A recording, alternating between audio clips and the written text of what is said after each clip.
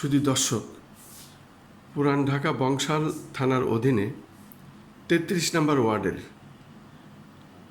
আগামীতে উনি কমিশনার নির্বাচন করতে চান।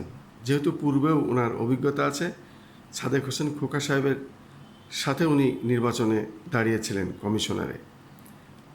এই জাভেদ হোসেন সাহেব ওনার কিছু কথা বলবেন।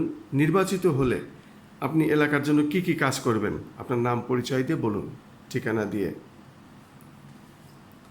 আমি বংশাল থানার অধীনস্থ ৩৩ নং ওয়ার্ডের একজন কর্মী। আসলে কাজ কি, ঢাকা সিটি কর্পোরেশনের একজন যে দায়িত্ব থাকি কর্পোরেশনের কাউন্সিলর হিসাবে, সেই দায়িত্বগুলো আমি অবহেলা করবো না। যে দায়িত্ব জন্য এক কমিশন ধার্য করা হয় সেটা পুঙ্খানুপুঙ্খ করার চেষ্টা করবো।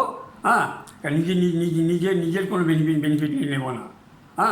জনগণের এলাকার কল্যাণে যতটুকু চেষ্টা আমি করবো আমার সাধ্য মতে। কারণ কেউ তার নিজের পকেটে কিছু দেয় না, দেয় দায়িত্ব যে দায়িত্বই পাবো সেভাবে যদি নির্বাচিত হই আর কি, সেই দায়িত্বকে পুরোপুরি পালন করার চেষ্টা করবো। আপনাকে অনেক অনেক ধন্যবাদ এই সংক্ষিপ্ত সাক্ষাৎ দেওয়ার জন্য। আপনি আগামী নির্বাচনে কামিয়াব হবেন এই প্রত্যাশায় আমি খন্দকার মাসুদুজ্জামান আমাদের চ্যানেলগুলির পক্ষ থেকে আপনাকে ধন্যবাদ জানাচ্ছি।